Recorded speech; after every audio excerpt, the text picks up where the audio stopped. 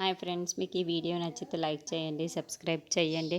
కావ్య రాజు దగ్గరికి వస్తూ ఉంటుంది. ఇంతలో అక్కడున్న రాజు అయితే ఏ మొహం పెట్టుకొని ఇక్కడికి వచ్చావు, మళ్ళీ నాకు ఎందుకు కనిపిస్తున్నావు, కనిపించొద్దని అన్నాను కదా అని చెప్పేసి అంటూ ఉంటాడు.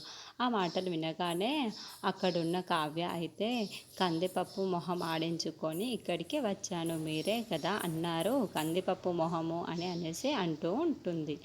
ఇంతలో అక్కడున్న రాజు అయితే చీచి సిగ్గు లేకపోతే సరే అని చెప్పేసి లేచి వెళ్ళిపోతూ ఉంటుంది. ఇంతలో అక్కడున్న కావ్య అయితే రాజుని గట్టిగా హక్ చేసుకుంటూ ఉంటుంది.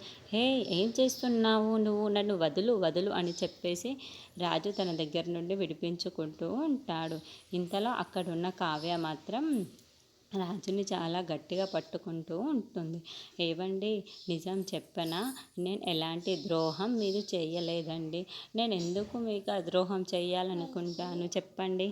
మీరు నన్ను అన్ని తిట్లు తిట్టారు, కానీ నాకు ఎంత బాధగా అనిపించిందో తెలుసా.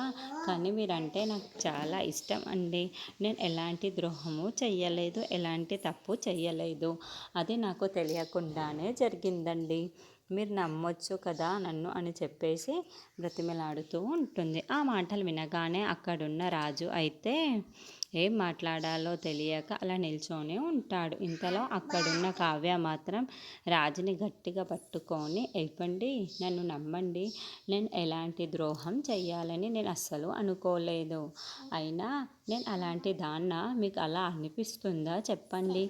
నేను ఇలా ద్రోహం చేస్తానని అస్సలు మీరు అనుకుంటున్నారా అని చెప్పేసి అడుగుతూ ఉంటుంది. అయినా మీరు ఇన్ని రోజులు నన్ను అర్థం చేసుకునేది ఇదేనా అని చెప్పేసి అంటూ ఉంటుంది. ఆ మాటలు వినగానే అక్కడున్న రాజు అయితే ఏమీ మాట్లాడకుండా సైలెంట్గా నిల్చొని ఉంటాడు. ఇంతలో అక్కడున్న కావ్య మాత్రం నేను ద్రోహం చేసిన దాన్ని అంటే మీరు నమ్ముతారా అని చెప్పి అడుగుతూ ఉంటుంది.